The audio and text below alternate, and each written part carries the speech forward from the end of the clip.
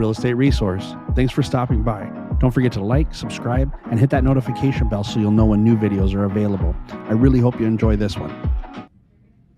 So, good morning to everybody. Welcome to 2024, our first meeting of 2024.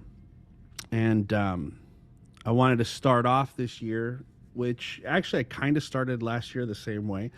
But we're talking today about the buyer representation and the broker compensation agreement. And the reason I really wanted to get into that was because last quarter of last year, at least the beginning of that last quarter, the big talk or the thing that was on everybody's mind was the class action lawsuits against NAR and a few real estate brokerages about unfair commission practices when it came to sellers. And the fear in everybody about that was that somehow it was going to eliminate the buyer agent compensation that we see in the MLS. Now, there's no saying that still may not happen at some point, but as far as now, it's really had zero effect on our business other than maybe as a listing agent. I'm getting a little push. Maybe I'm getting more pushback from a seller about the amount of the compensation because they've seen what's in the news. But for the most part, it hasn't stopped buyer compensation being paid by the listing broker based on the agreement that they made with their seller as to what the compensation was going to be, their compensation and the compensation that was going to be offered to cooperating brokers. But with that said, in preparation for the idea that buyer's agents may have to receive compensation from a different source other than the seller / listing broker, we've got to be prepared for what that the skill requirement to be able to have that conversation with our buyers about why the buyer is or may be required to compensate their agent that's representing them in a transaction. We're not going to get into opinion on whether or not it's going to happen or whether it should happen or any of those things. All I'm going to talk to you guys about today is the technical aspect of what it looks like should you need to get compensation from your buyer. Now, the flip side of this is besides the compensation, what the forms that we're going to discuss today are going to do is it's going to make a commitment, an actual written commitment between you and your buyer. And I know that most agents are hesitant to use a buyer representation agreement because nobody really uses them. And again, we don't have the skill maybe in place, or we don't feel confident in our skills or the services that we're providing with our buyers to require the buyers that we're going to work with to sign it. And sometimes it's not even about skills. It's just about the fear of the buyer saying, well, no, I'm not going to sign anything. And then us not having the conviction to say, well, then we don't work together because we need that buyer. We got to take them. So we got a buyer that's qualified and ready to go. If they're not going to sign the representation agreement, well, okay, I'll take that chance. But all of us in our real estate career at one point or another, whether you're new or you're experienced, you've lost buyers that you've worked with and you've had good relationships with and that you've performed for, right? You've shown them properties, you've done everything necessary, and they've still gone off and worked with a listing agent or worked with somebody else, another agent that maybe sold them a bill of goods saying that they were going to help them better than you were helping them. Now, again, opinions aside, maybe you weren't giving them the service that they needed, and that's why they chose to move on to somebody else. So not only is this set of documents that we're going to talk about today is to help you have a commitment from your buyer to continue to work with you, it's a mechanism in place to have your buyer also compensate you for the work that you do for them, okay? The hesitancy of an agent to sign it, like we just talked about, was that, they're going to scare off their buyers. What this form is, when we look at it, this buyer representation agreement, that half of this document is their commitment to work with you. It's like a listing agreement for the buyer. Now, if I told you, hey, I really want you to sell my house. I think you're the right agent. I'm not going to work with anybody else. I promise. Sell my house, put a sign up. I'm going to pay you. Everything's going to be great. but I'm not signing a listing agreement. I'm not signing any kind of compensation agreement. I'm not signing it. But I want you to work, and I promise you, you're the one that I'm going to use to sell my house. Would you then go out and start marketing the property? Would you work on it like if it was your listing, like they had a listing agreement signed? And the answer for 99.9% of you, and hopefully 100%, is no, you wouldn't. But our buyers do the same thing. They say, I promise you, I love you. You're the best agent I've ever met. I can't wait to work with you. Please help me find a house. I'm going to do everything you say. And we get in the car and drive them around. And we show them house after house after house. And we write offer after offer after offer. And we try to do our best to represent them with no commitment. I mean, with a house, at least we know where it's at. It's not going anywhere. That buyer, I got to go spend money. I got to spend money to get that buyer under escrow. It costs me money. It costs me gas. It costs me time. It costs me, right, energy, effort, and my professionalism to help them get. But we won't sign these agreements. Now, I'm not saying this to say you must, you should. This is all business a decision for you, for your business. If you choose that this is the right decision for your business to have this as part of your buyer representation, consultation, whatever you want to call it, if this is going to be part of your system, then please do it. But that's what it is. It's just that. It's a listing agreement for your buyers, basically. Okay? Okay, so any questions before I share my screen so we can get into the packet of documents that we're going to discuss today? Anybody? No? All right, so let's get going then. Let me share my desktop. There it is. All right. So what you guys should be looking at is right now our good old disclosure regarding real estate agency relationships. It comes in the packet with my buyer representation agreement and the other forms that are part of it. I always like to start with this. It's one of the, again, the forms that we dismiss, and I'm not going to, we're not going to spend a ton of time on it because it's something that we're going to revisit in a lot of different classes throughout the year and in past videos and past classes you guys have all been involved in. That's what happens, right? But this disclosure regarding real estate agency relationships is just that. It is a disclosure to your potential client on how they could be represented by an agent. It is not a commitment to work together. It is not a commitment from me that I have to work with you. It is just saying this is how you can be represented by a licensed real estate professional, and I'm required by the Department of Real Estate to provide you with this. And if we never work together, I'm still supposed to give you this document, okay?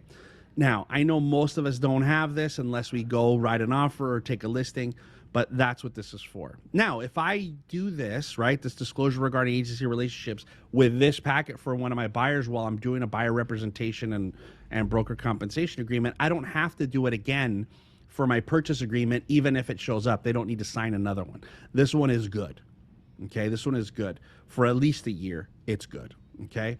But all it does is it states to the buyer, you could be represented as a seller's agent, where we list your property and sell it, as a buyer's agent, where we go and show you property, write offers, and get your offer accepted and hopefully represent you through the close of escrow, or an agent representing both buyer and seller, which is dual agency. In that capacity, I have to get your permission to work as a dual agent.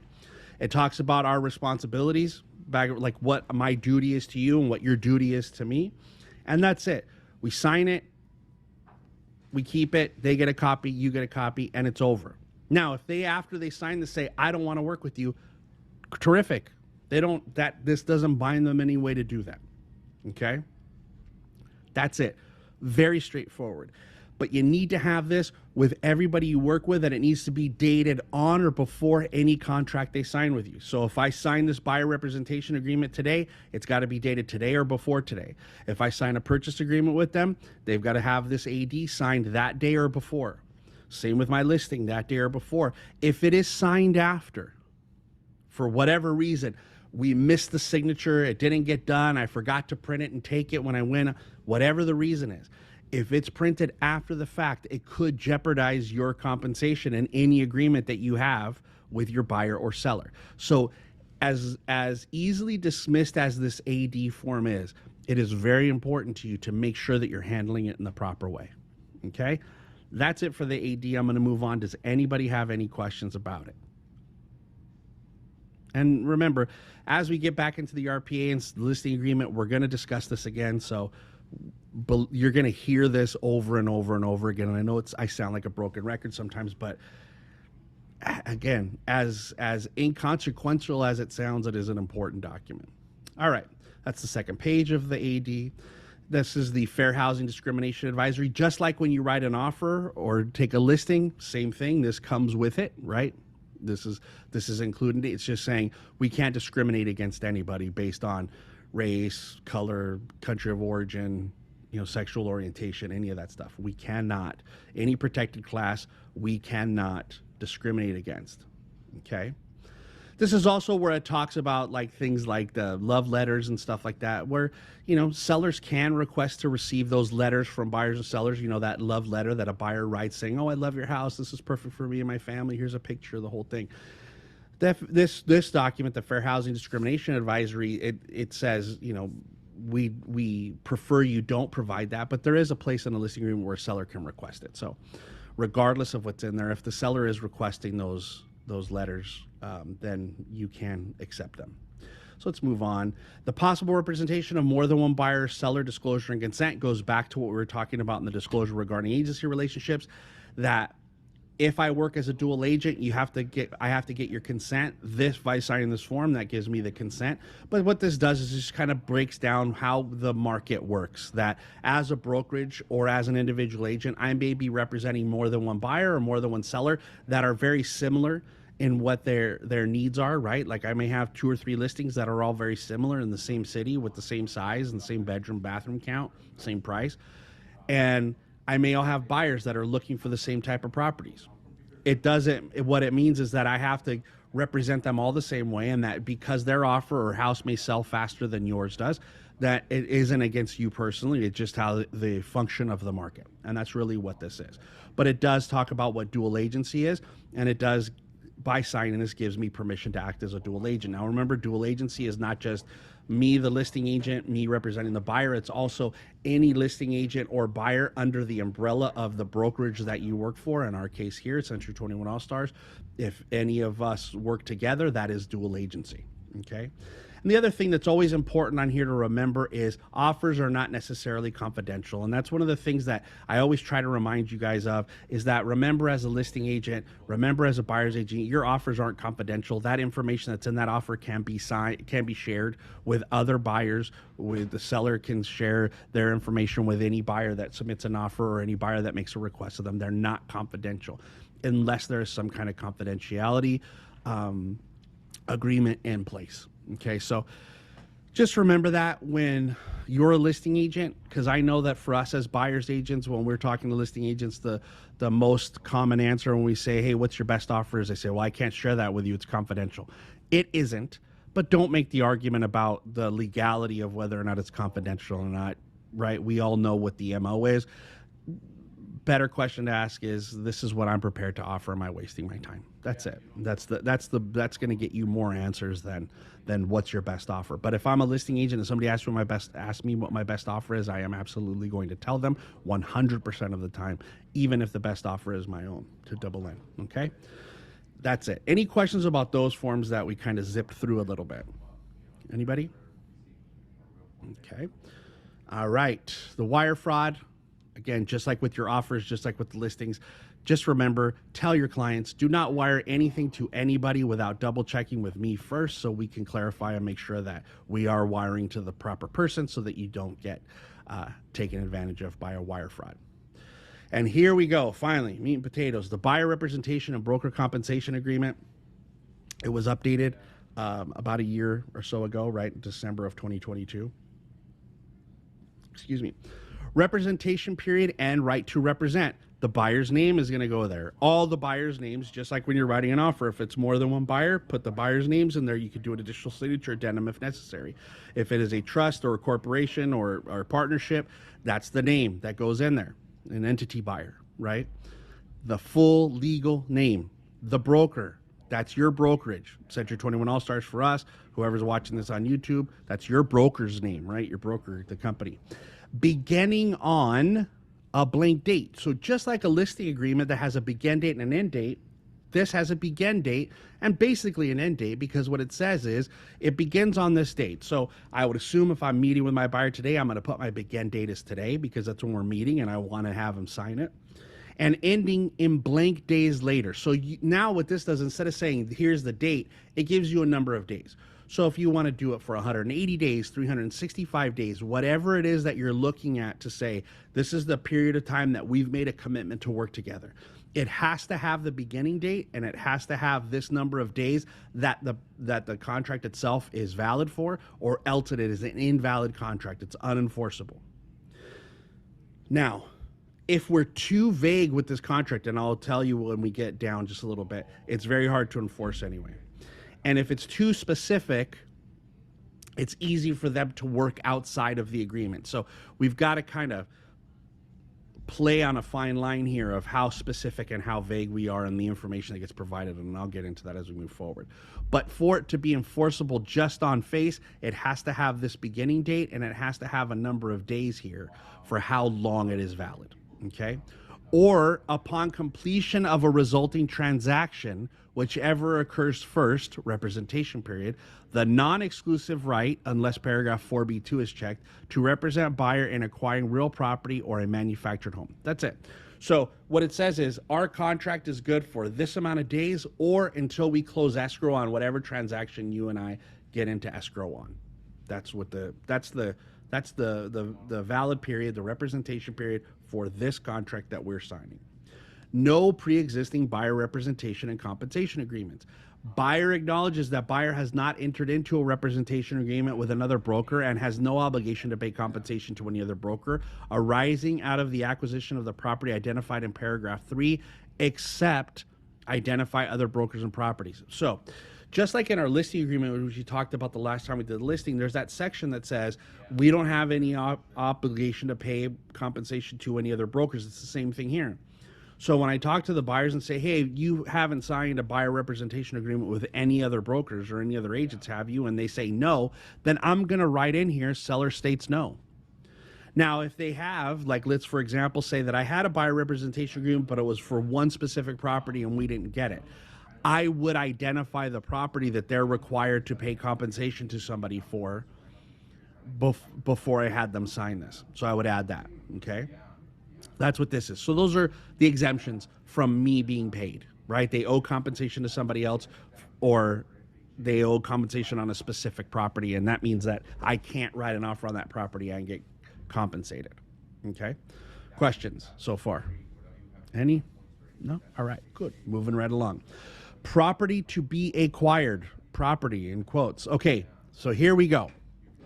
This is where I was talking about too vague, too specific. Now, it says here location, right? It says cities of, counties of, right? City or cities of, county or counties of.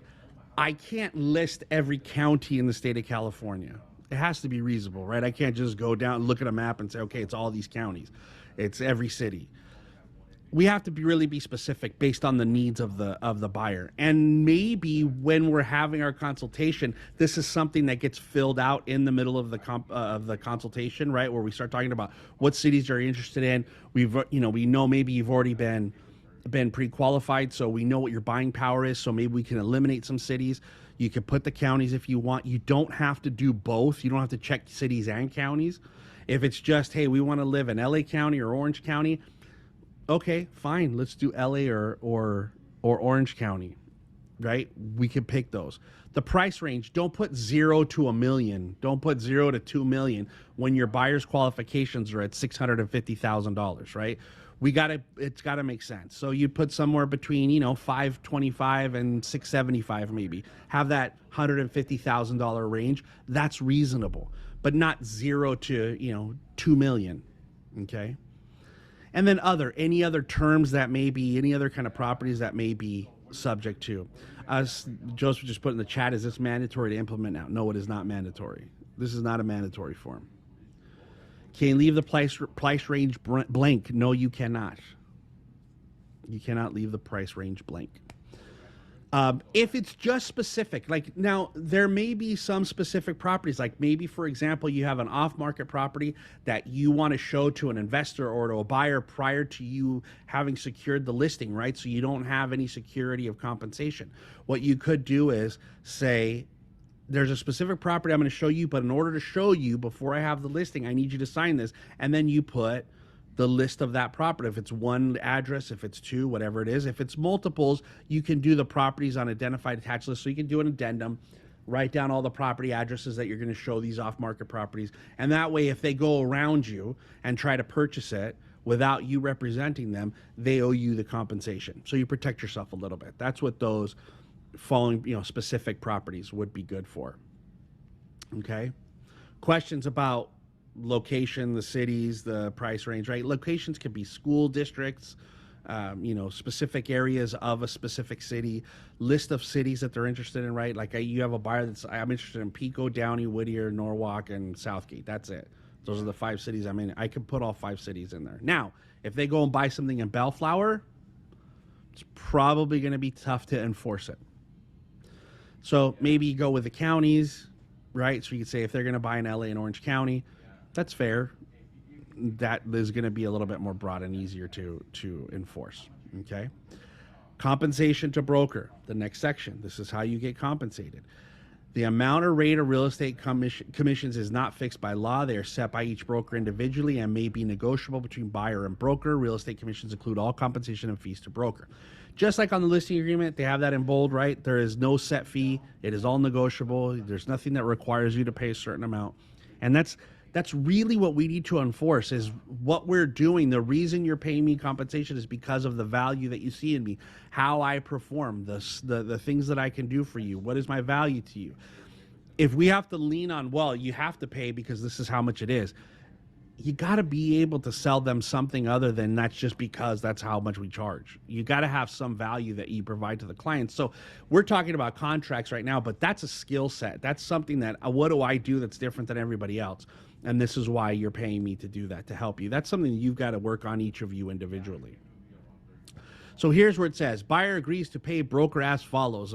Number 1, implies unless 2 or 3 is checked. We'll get to that in a moment. Do not check both. Okay, so they're either going to pay a percentage of the sales price, whatever the offer price is that we get whatever they get the property accepted at. And if you're going to be charging them for the transaction coordinator fee, I would put it here too, even though you're going to put it in the purchase agreement, right? Just in case you don't get paid, right? We got to do something through escrow. I would put your transaction coordinator fee in there, also a transaction coordinator compensation or commission in there. Or you could do it as a flat rate, or you could do a compensation schedule. Like let's say that, hey, if it's, if the sales price is X, Y, or Z, this is the compensation. If the sales price is below, this is right? You could have a schedule of maybe the compensation changes based on what it is that you accomplish. Maybe they pay a higher compensation if you're able to get them seller concessions. Whatever the case is, you could attach that on a separate document if it's more complicated than just a percentage of the sales price or a flat fee. But you can't check both of these. It's either 1, 2, or 3. It's not 1, 2, and 3. It's 1, 2, or 3. Okay?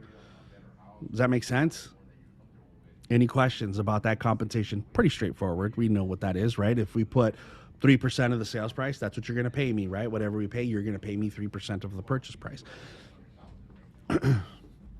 Now, you could get compensation above and beyond what you're getting from the seller if the buyer is willing to do that, and that would be something that you would do on this compensation schedule. You would do something separate because you'd have to explain that it's above and beyond compensation that you're already being paid, because as we'll go through here, you'll see that the compensation is affected by how I'm getting paid otherwise.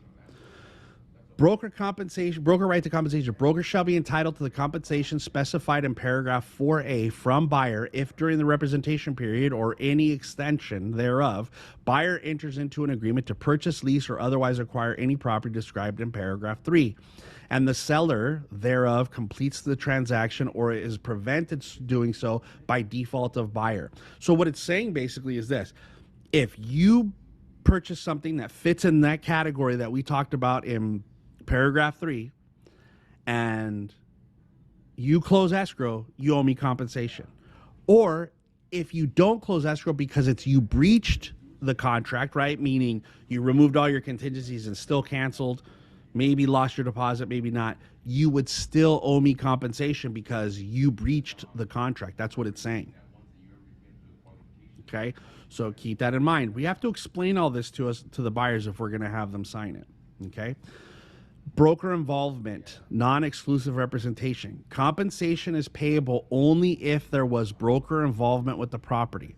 Broker involvement means any of the following: buyer physically entered and was shown the property by the broker. Broker showed the property to the buyer virtually.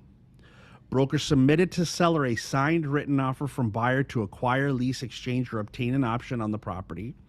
Or the property was introduced to buyer or broker or one for which broker acted on buyer's behalf. However, merely sending buyer a list of properties shall not be deemed broker involvement without documented action on the part of the broker analyzing the property for the buyer, specifically, or assisting buyer in potential acquisition of the property, or communicating with seller or seller's agent regarding buyer's potential acquisition of the property. So, what that's saying is this: just because I give you a list of properties, like the default is it's non-exclusive.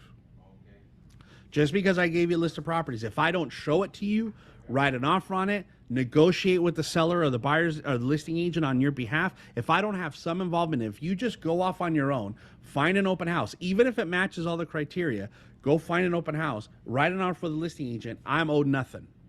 Okay, that's the non-exclusive. That's the default. But there is an or B2, which is the buyer acquisition is an exclusive representation. Just like with your listing agreement, this agreement shall be exclusive and irrevocable. Broker will devote time and resource to assist buyer in finding and acquiring the property in the expectation of being paid for broker services. Broker is entitled to compensation if buyer acquires property during the representation period with or without broker involvement, even if another broker is also entitled to be paid for representing buyer. That's what you guys want to do to protect your interest in this relationship with that buyer, is you're going to check off B2. That no matter what happens, if I'm committing my time and resources and effort to you finding a property and you go off and find a property that fits within the criteria that we had in paragraph 3, you're going to owe me compensation. Even if you have to pay another broker, you're going to pay me too. That's what that's saying. So the default is if I'm not involved in it, you don't owe me, right? If I don't show it to you, help you negotiate it, write the offer, something like that, you don't owe me anything. In B2 is no matter what you do, if the criteria matches what's in paragraph 3, you owe me compensation. Whether I showed you the house, talked to the listing agent, sent you a list of, it doesn't matter, okay? That's the difference between the two. So for you as a business person to protect yourself, you're going to want to check B2. Now, does that mean the buyer's going to want to sign it when you explain it? Maybe not, but that's the right way to do it. Questions? Anybody? No? All right. Cancellation of buyer representation agreement. Either buyer or broker may cancel this agreement by giving written notice to the other. This agreement shall be terminated if paragraph 4B1 applies upon receipt of the notice or blank days after receipt.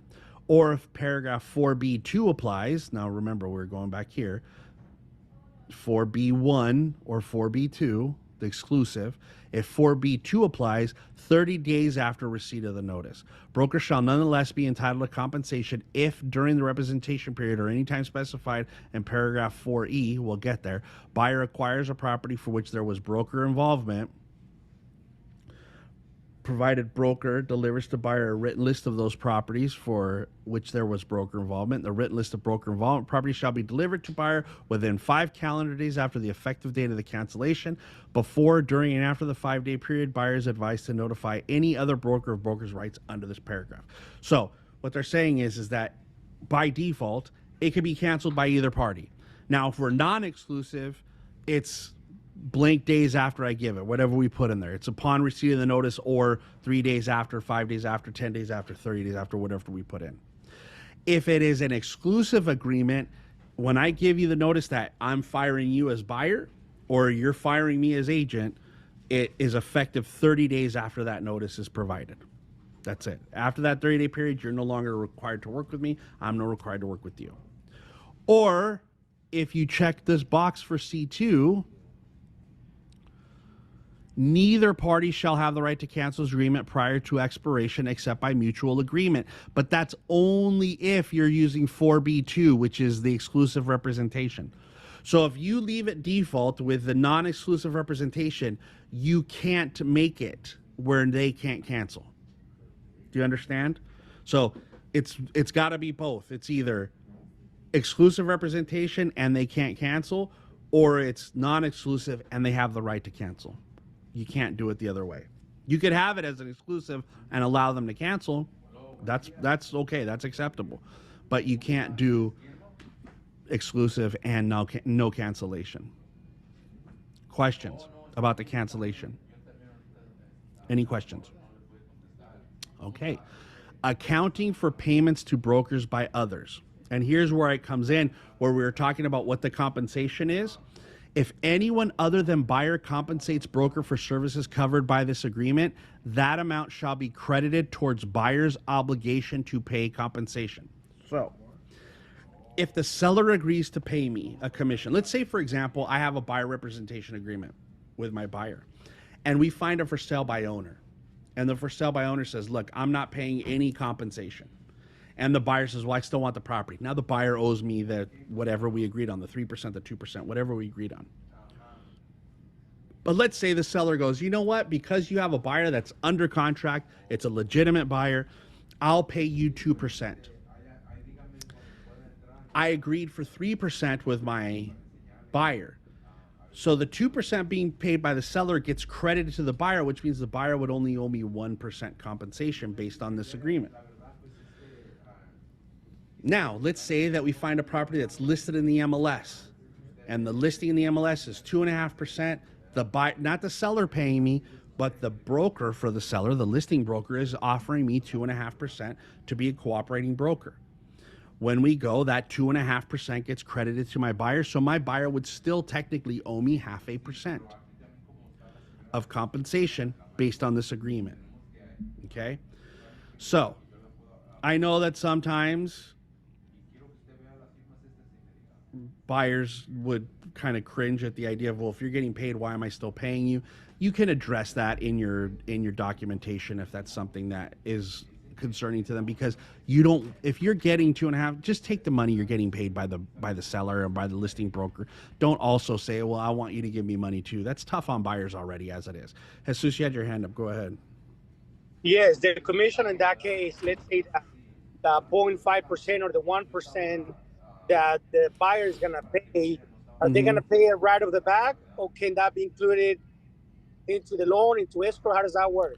Oh, no, it gets submitted to escrow just like your commission from a seller. It's part of their closing costs. They're not writing a check. They're going to pay it as part of their closing costs through escrow.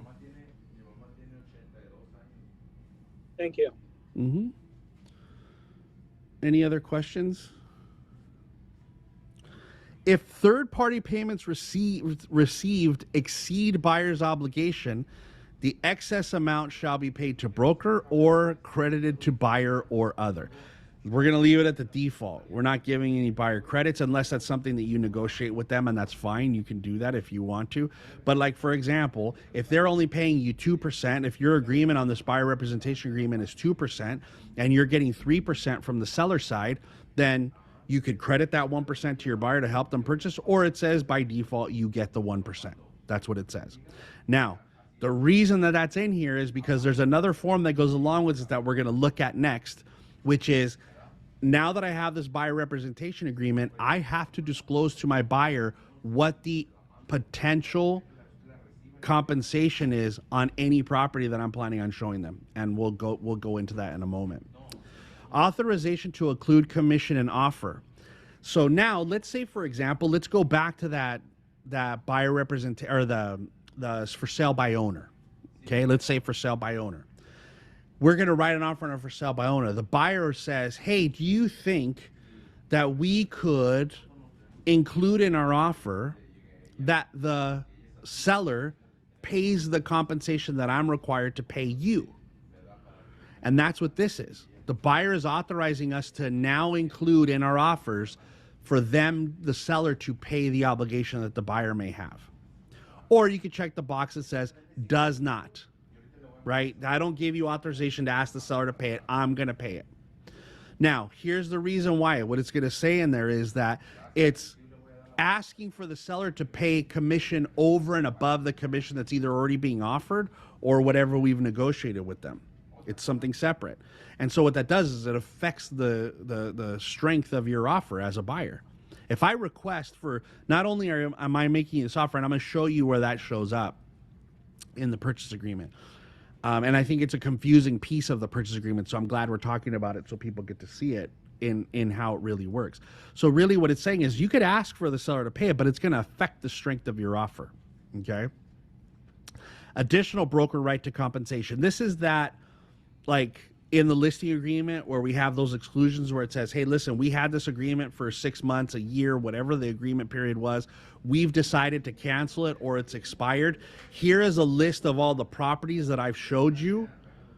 Here it is. Here's a written list of everything I've showed you. If within 880 days of the expiration or the cancellation of this representation agreement, you purchase one of those, you still owe me compensation. That's what this is. Okay, that's what that section is. Just like we do in a listing agreement. Disclosure of anticipated payments to brokers by others. Here's where we go. I just talked about this a moment ago, and I'll show you the form that this is talking about.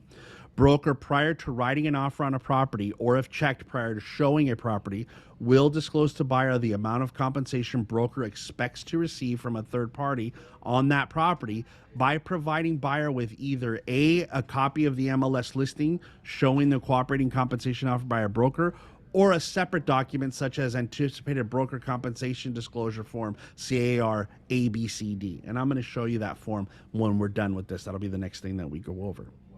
Timing of compensation. Compensation is payable upon completion of any resulting transaction, and if escrow is used, through escrow.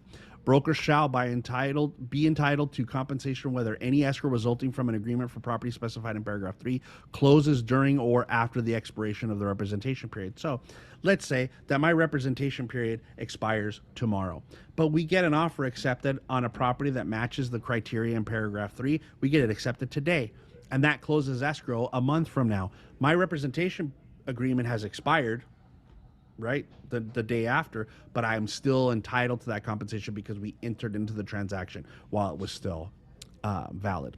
If acquisition is presented by default of buyer upon buyer's default. So again, if the buyer acts in bad faith and cancels the contract, you know, where they would still put their deposit at risk, those kind of things, they would still owe us compensation based on this agreement. If acquisition is prevented by a party to the transaction other than the buyer, when buyer collects damages by suit, settlement, or otherwise, compensation shall be equal to 1/2 of the damages recovered, not to exceed the compensation provided for in paragraph 4A, after first deducting the unreimbursed payments, credits, and expenses of collection and suit, if any. Just like a listing agreement, the ways you get paid. Same thing. Payment through escrow. Buyer hereby irrevocably assigns the broker the compensation provided for in this agreement and buyer's funds in escrow. Buyer agrees to submit to escrow any funds needed to compensate broker under this agreement. Broker may submit this agreement as instructions to compensate broker to any escrow regarding property involving buyer and seller or the transfer. Pre-existing buyer representation and compensation agreements. If buyer acquires a property during the time buyer is obligated to compensate another broker identified in paragraph 2, we've already talked about that. Broker is neither entitled to compensation under this agreement nor obligated to represent buyer in such transaction. Again, if we ultimately end up, and we knew that they had this obligation to pay another broker, and we submit an offer and that broker wants to get compensated, we could step aside. We no longer represent them since we're not getting paid. Okay, we can't force them to pay us. Now, if they lied and said, well, we don't owe anything, then they would still owe compensation to both. Okay. The disclosure regarding agency relationships, we already talked about that. The possible dual agency with seller, we talked about that's the PRBS and the AD. We've talked about those at the very beginning.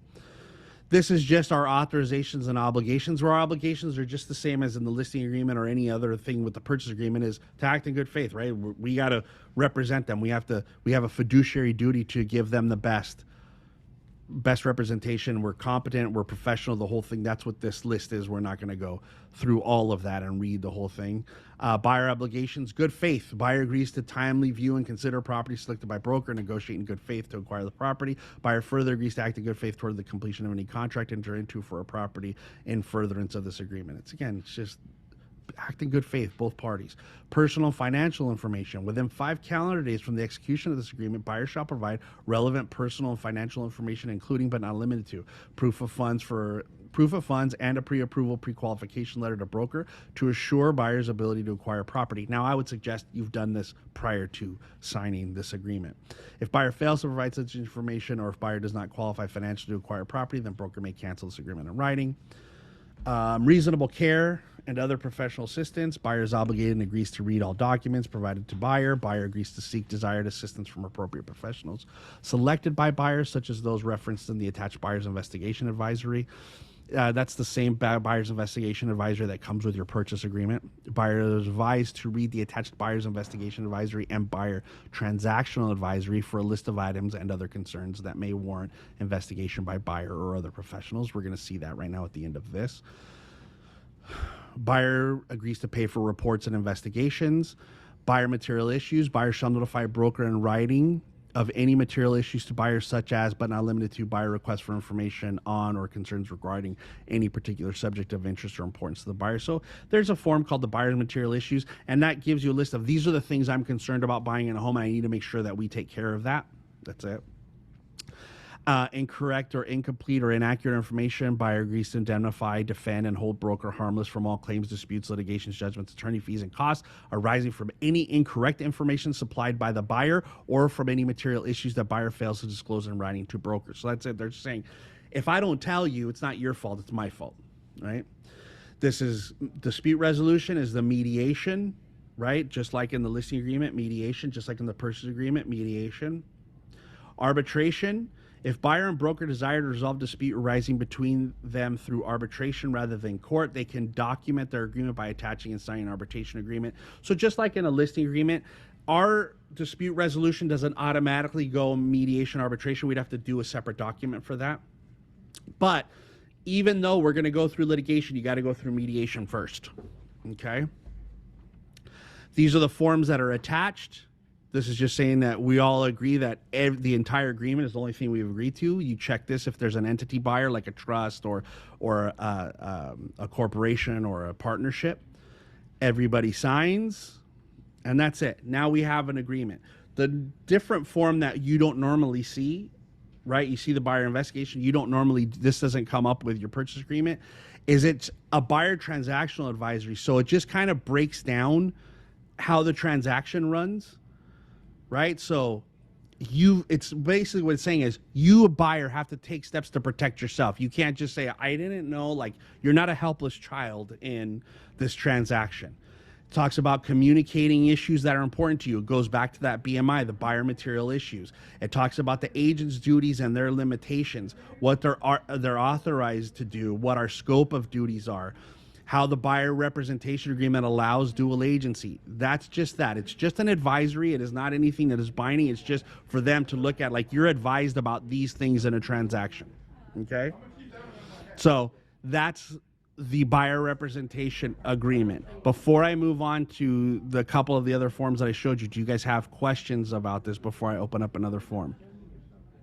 Anybody? All right.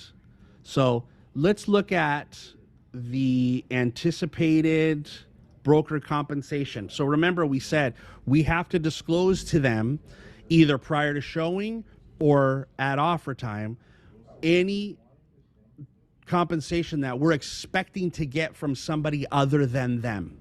So here you have buyer's broker. That's us, Century 21 All-Stars, or if you're watching on YouTube, whatever broker you work for, and the buyer's names. Broker anticipates receiving compensation from seller or seller's broker or whoever else may be, but generally it's going to be seller or seller's broker. Compensation will be paid pursuant to a multiple listing service offer, right? Which is what you guys usually count on, which is that compensation list in the MLS. A cooperating broker compensation agreement, which you guys should all be submitting with your offers, or other source specified in the column below. Buyers aware that any commission paid by seller directly or indirectly from seller's broker affects the seller's total costs and expenses for the transaction and may impact the price seller is willing to accept. If, for a specified property, broker has provided buyer with a copy of a document from the MLS that identifies the compensation offered to a cooperating broker for a listed property, that property may, but does not have to be listed below.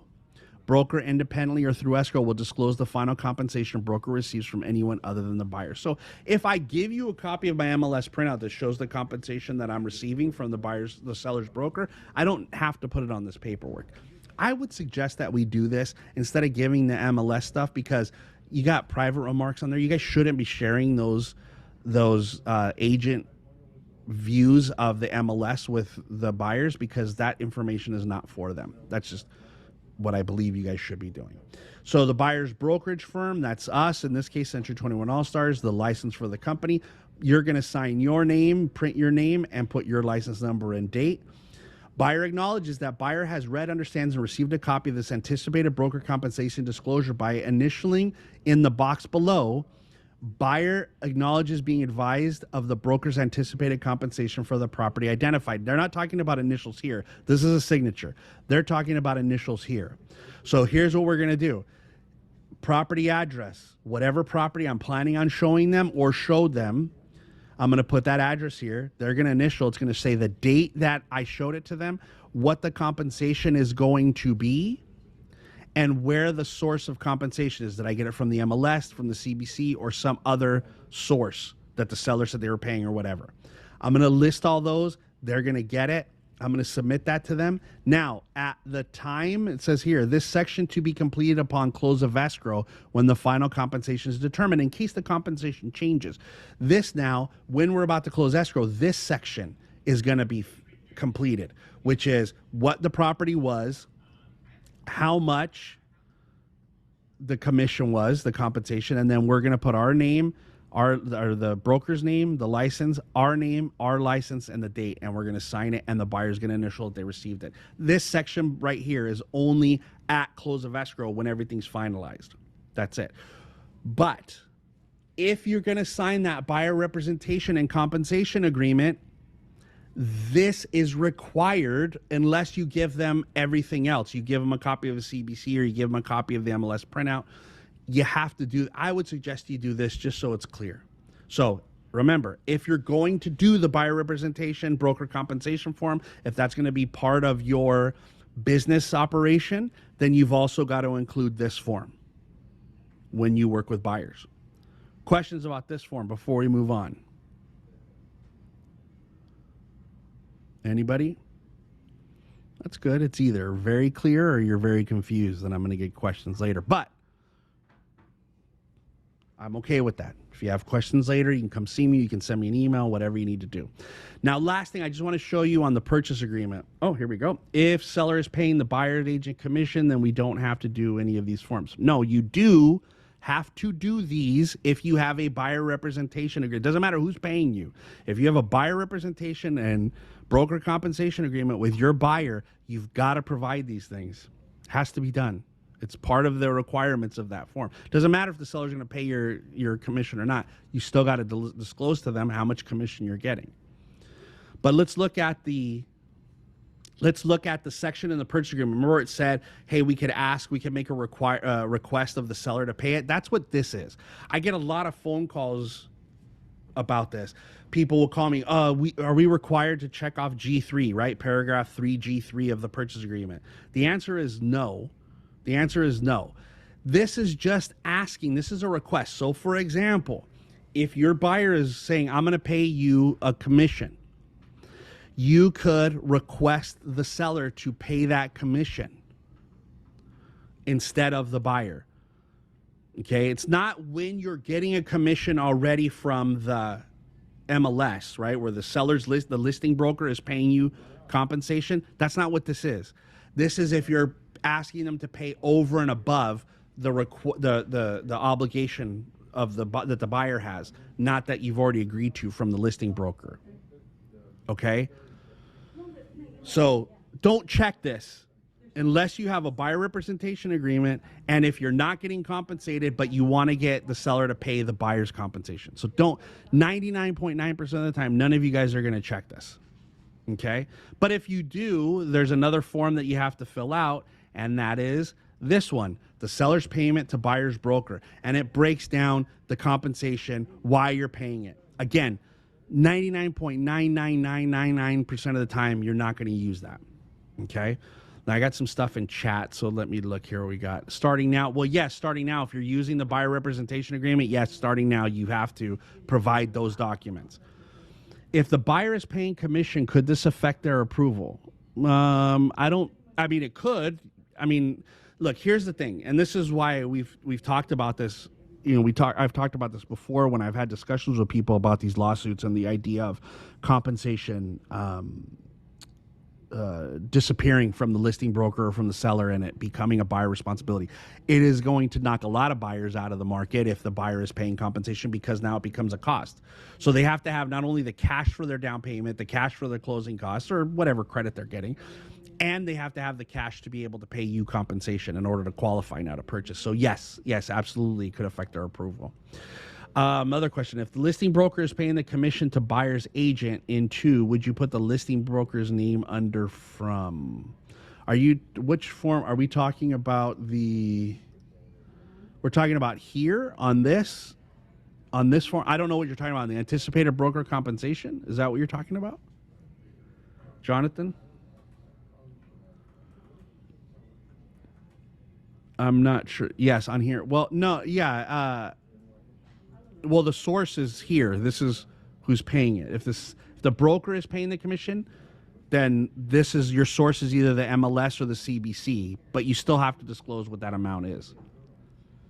And on closing right here, no. From the seller's broker is, if it's the seller's broker, it's defaulted. This would just be if somebody other than the listing broker was paying that.